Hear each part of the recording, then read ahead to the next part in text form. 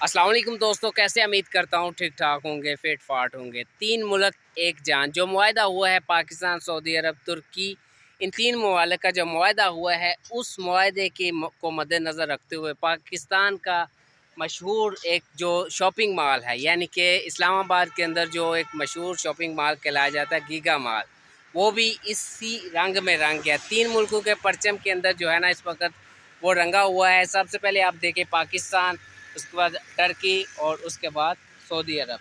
Saudi Arab, तुर्की और पाकिस्तान, ये जो ममालिक के परचम है ना, ये उसकी अक्कासी कर रहा है इस वक्त। तीन कलर इसके बीच में यानी कि तुर्की को रखा गया है। इसकी वजह ये है कि सऊदी अरब का भी परचम आपको पता है ग्रीन है और पाकिस्तान का परचम भी ग्रीन है, इसलिए तुर्की को सेंटर में रखा गया है।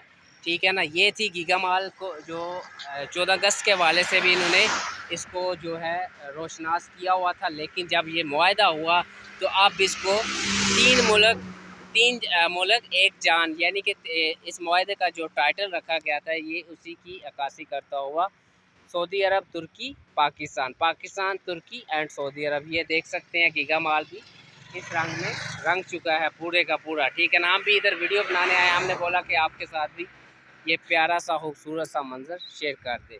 ठीक है ना। ये देख सकते हैं।